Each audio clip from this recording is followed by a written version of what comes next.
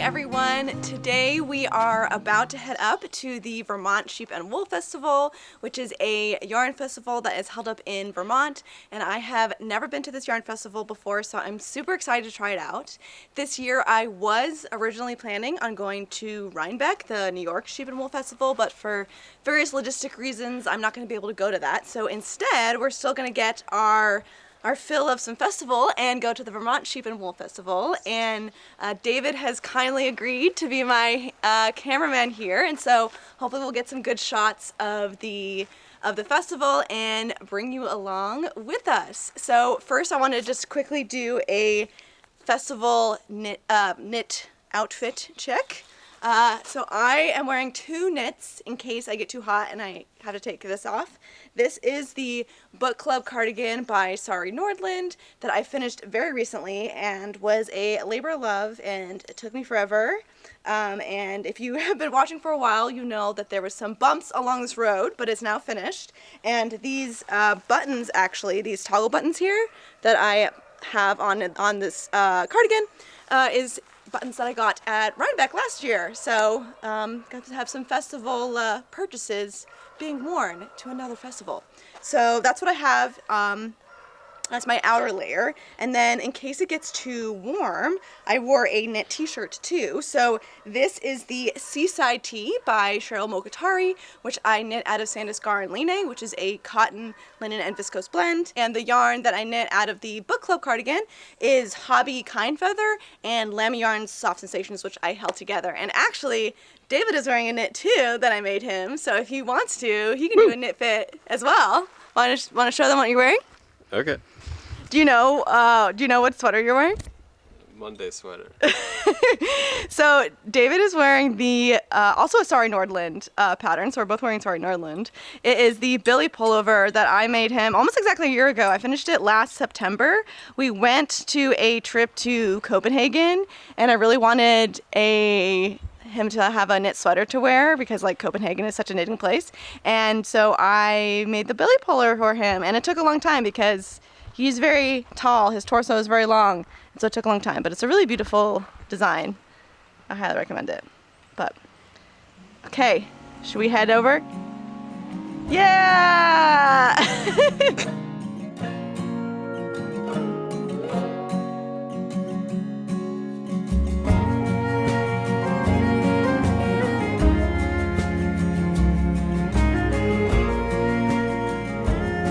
I get to Passenger Princess on the way here, so of course I brought some knitting projects. This is the sock I'm working on right now. I actually don't remember the name of this pattern, so I'll put it on here. And I'll look it up later and put it on the screen here. But the yarn I'm using is the sock base from the Athenian Maker in the color Lily, and I actually kind of regret not just doing a stockinette sock for this because here's the bottom of the foot. I feel like the stockinette looks so beautiful. More beautiful than the alternating twisted rib. But it's still, the alternating twisted rib is still cool. It's just, I think that you can really see the beauty of this variegated yarn from the stockinette. But it still looks pretty cool. Let me show you. It's actually the second sock I finished. This is the first sock that I finished, unblocked, so it's looking kind of smushed. But I knit this first sock, I knit this first sock top down, cuff down, which is the way I have knit every other sock ever before. But then I'm kind of worried about the amount of yarn I have left. I haven't weighed the first sock, but this is the amount of yarn I have left, and because I'm a little worried I might run out of yarn, I decided to do the second sock toe up so that I can just make the leg part of the sock shorter if I need to.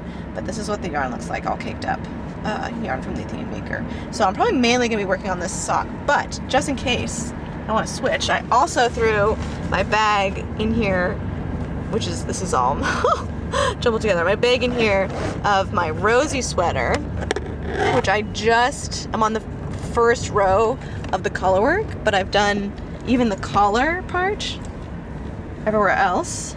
But I'm knitting this out of Cascade Yarn's Cherub Sock and Lamy Yarn's Soft Sensations held together, and it is so soft.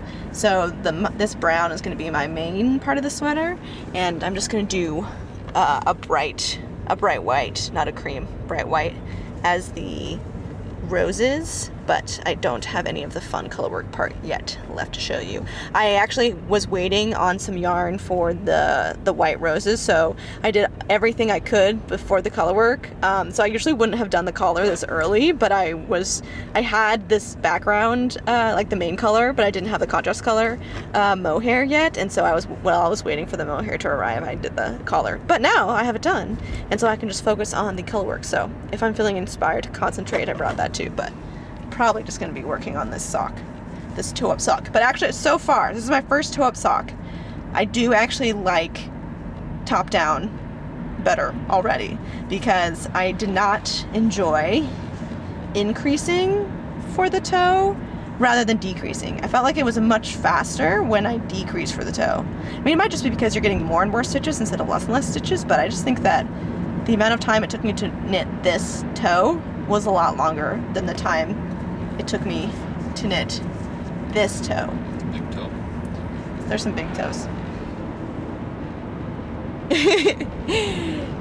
The drive is absolutely gorgeous. We're at pretty much peak foliage here. But do you mind if I sit down? Indiana was a long shot, and I could use another round.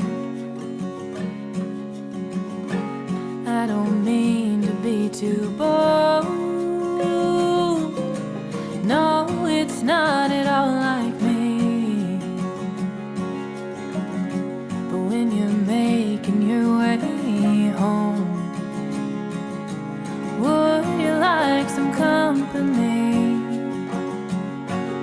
'Cause I'm tired of sleeping on my own, and I've such a long way to go, and you remind me of somebody I know. Can I stay with you a while?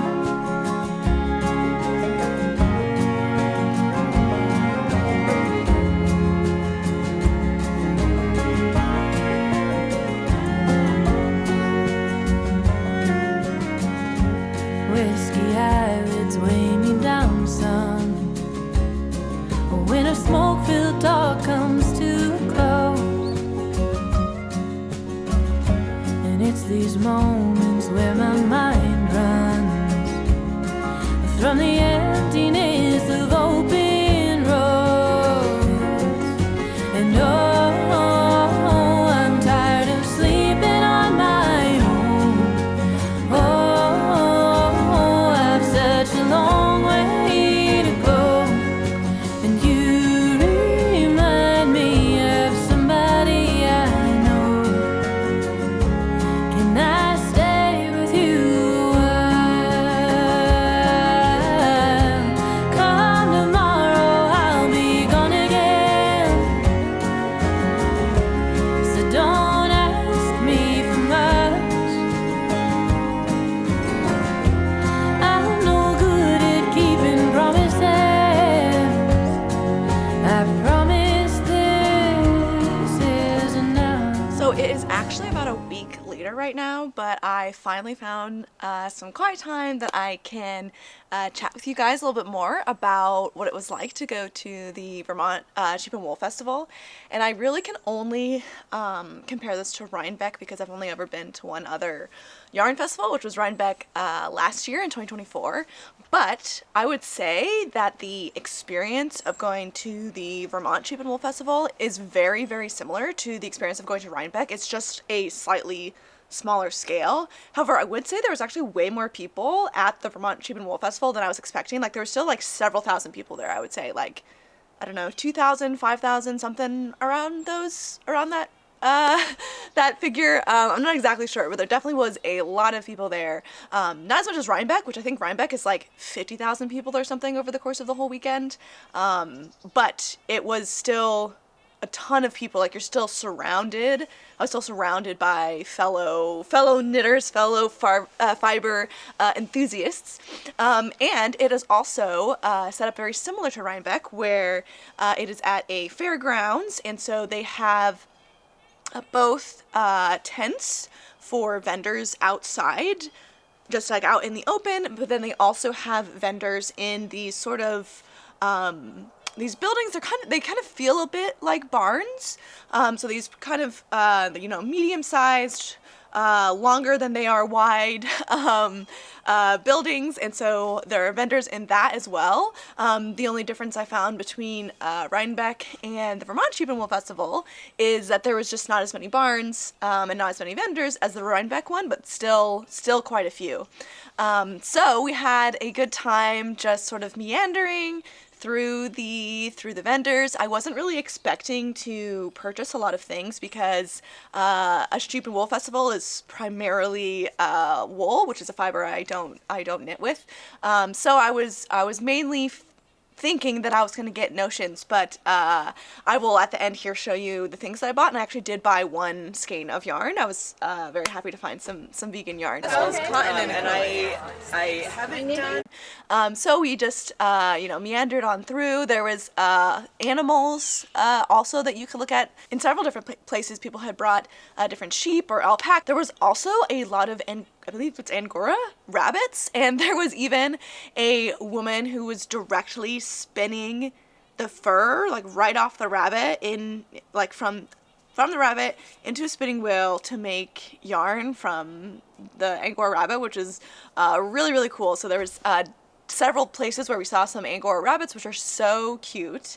And there was lots of different fiber as well, so you can buy not just yarn there. There's also fiber. So if you are a spinner, you can find fiber at the Vermont Sheep Wool Festival as well. It is, I would say, primarily hand-dyed yarn is the most common type of vendor there, which is very similar again to Rhinebeck. But there was also people selling notions. There was people selling like already knitted garments. There was people selling buttons or ceramics. One of the places that I got buttons, they were selling also mugs and other sorts of ceramics that were really beautiful.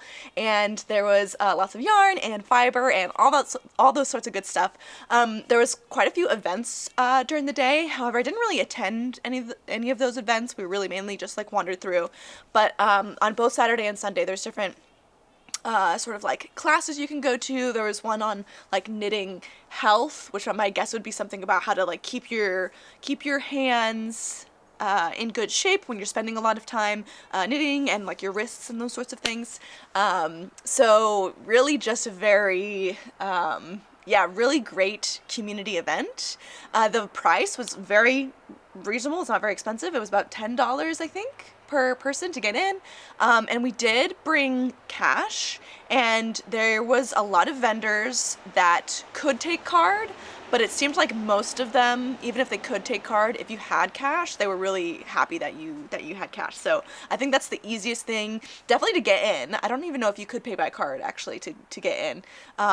But if you didn't buy tickets online, using cash to get into the, actually buy your ticket to get into the festival, and then the vendors seemed like they preferred cash in nearly all cases, even if they had the ability to do card. But I will say, I don't know if I encountered a vendor that could only do cash. So if you don't ever have cash on you, I think you'll still be okay. But this is probably one of those scenarios that it would be a good idea to get a little bit of cash out. Also, if you get cash out to buy, when you're going to a yarn festival, then you know exactly what you're going to spend. And so if you have a budget in mind, if you just get whatever that budget is in cash out, and then that's what you bring to the yarn festival, then there's, you're not going to be tempted to spend more than what you budgeted for if that's the cash that you have in your hand. So I think that honestly is a good way to go about a yarn festival, because it's there's so many options, and I can imagine that if I went to a yarn festival where all the yarn was vegan,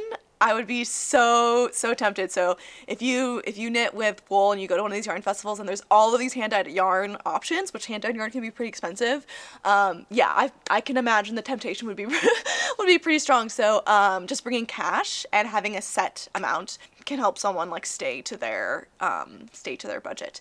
Another really cool thing that we saw was a sheepdog event, and so they had this really large field that was fenced off, and then there was a couple like barriers or arches within the field, and then there was 3 or 4 sheep that were of course like huddling together, and then there was several like I believe like border collies, like sheepdogs, and there was a farmer that was using whistles to tell the dogs what he wanted the dog to do. And so the dog would go out, and after it heard the whistle, it would run and round up the sheep and run back. And these dogs were they're so smart and they're so obedient, so they would sit next to the what is sheep herder, the farmer, the person who was handling the dogs. They would sit and like lay down and at attention, looking at the sheep, and you could tell that the dog probably like wanted to go round up the sheep, but the dog was just sit there and wait for the command from the person who had the dogs, which was really cool to see. I've actually seen that once before when I took a trip to Scotland a while ago now, like almost 10 years ago now, and I got to see a sheepdog perform, and this was on a whole herd of sheep, and it was so incredible what these dogs are able to do just by sounds of whistles. You can tell that these are very, very intelligent animals. It's really, really cool. So we actually ate our lunch up on this really, really big hill that was kind of overlooking this field where the sheepdog was performing, and so it was really cool to be able just to sit on this hill in the beautiful fall day. It was really warm that day, and eat our lunch and watch the show happen. And also, speaking of lunch, I actually will say that the food at the Vermont Sheep Wool Festival is way better than the food at Rhinebeck, especially if you are plant-based. So at Rhinebeck, I don't think there was a single thing from any of the food vendors that I could have eaten, but at Rhinebeck there was actually multiple options of things I could have eaten. So what I ended up getting was this like cold noodle dish with tofu and some vegetables and things, but there was also I think a vegetarian chili, which I think, as long as you just didn't get cheese on it, would be plant-based. And then there was also some samosas that were plant-based as well. So there were several different options. There also was some like classic fair food, which is fun at one of these sorts of events. So there was some classic fair food, no plant-based fair food, but as long as there's a plant-based option of some kind, like I'm satisfied, I'm happy. So yeah, I will say that the food in general at the Vermont Sheep Wool Festival, I think, is way better than the food at Rhinebeck. And there was this sort of like alleyway, I would say, or this road where all of the food vendors were, and it reminded me so much of Rhinebeck. So I unfortunately can't go to Rhinebeck this year, and so that's why I went to the Vermont Sheep Wool Festival. But it was actually a perfect, I don't want to say substitute, but it was perfect to sort of like fill that gap, because the vibes were exactly the same, just on a like slightly smaller scale, but still really big, you're still surrounded by other knitters, and yeah, overall really good experience. It was nice. The distance from our house was like about an hour or so, and so it was nice to be able to do it like in one day and have it not take up the whole weekend, but still, go ahead and do something fun. So yeah, I highly recommend the Vermont Sheep Wool Festival if you are anywhere in the area. I was very happy with our experience. It was really great. So I'll show you a quick little haul of what I got. So first off, the yarn. So there was one place that I found anyways, that had some vegan yarn. They were also selling, this vendor was also selling their own hand spun wool yarn as well, but they had a whole wall of vegan yarn that they had repurposed from discarded sweaters. So my guess is that they would go to thrift stores or something and get sweaters, and then re-spin the yarn, or at least re-hang up the yarn. So I also loved the concept that this is recycled fiber, like recycled yarn. So this vendor is Clarion Call Fiber Arts, and this is the color Burnt Sienna, and this is a worsted weight acrylic, 72% acrylic, 28% cotton yarn, and I only got one of them. Looks the sun just came out, so it might be hard to see. It might be hard to see the color. Hopefully it's focusing. I think burnt sienna is a pretty good description of this yarn. It's like it's a burnt orange, like a dark burnt orange. And I only got one skein, so I have 120 yards. The weight is in ounces instead of grams. But it's labeled as worsted, and it definitely looks like a worsted. And what my plan is to do with this is that I want to use this as a contrast color for I think it's Celeste. I'm going to put it on the screen if I have the wrong name. A Celeste sweater by Petite Knit, which is that circular colorwork yoke sweater that was really popular maybe like a year or 2 years ago, where it looks like just about 1x1 colorwork, but you use lots of different colors. It actually kind of reminds me a little bit of the Kintra sweater as well by Rebecca Clow. She's got a not the exact same, of course, type of sweater, but kind of similar vibe. But I'm going to do the Celeste sweater because the Kintra sweater is only DK and fingering, and this is I'm gonna do a worsted weight sweater for David. So I'm gonna make this for my partner. So I'm gonna do the Celeste sweater man to make sure that the fit is designed for someone, you know, with broad shoulders and that sort of thing.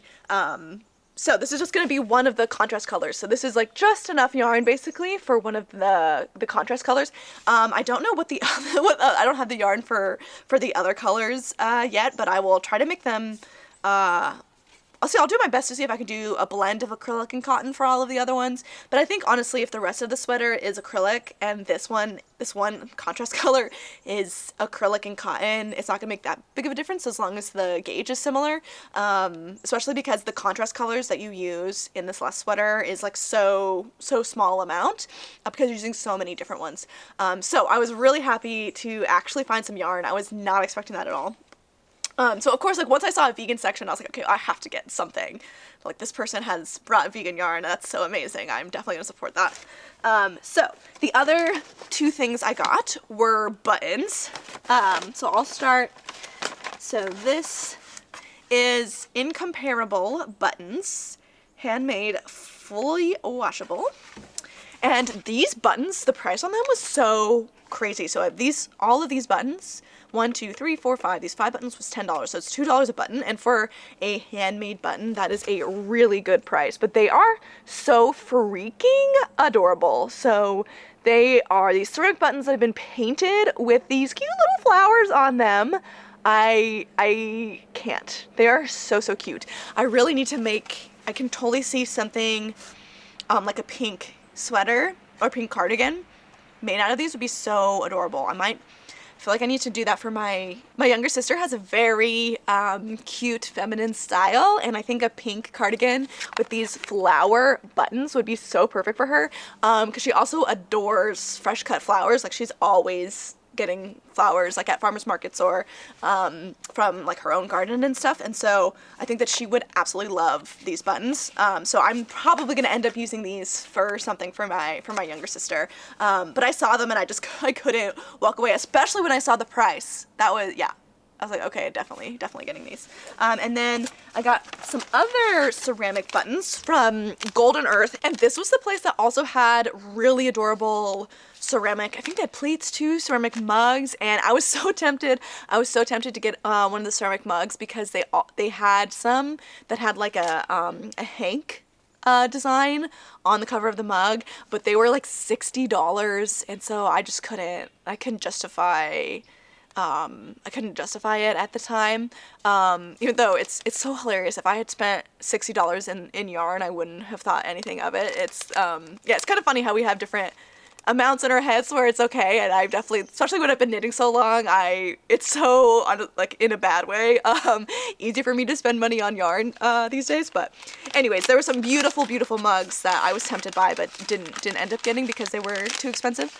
But yeah, these are Golden Earth buttons, and they're so unique, so beautiful. So they are green, these like green kind of speckled, bluey green speckled, looks like it's coming out maybe like slightly darker on camera, but they are so beautiful. I don't have a specific project in mind for them, and I don't think that they would necessarily have to go on like a blue or green garment. I think even like a gray or black garment they would look good on, and of course like a cream garment they would look good on as well. Here's just another one. I wonder if you can see the difference on them. I'm really excited. I have found that using unique buttons and fun buttons brings me so much joy, and I often, especially as a vegan knitter, I don't spend too much money on yarn, to be honest, compared to what a person knitting with wool would spend. So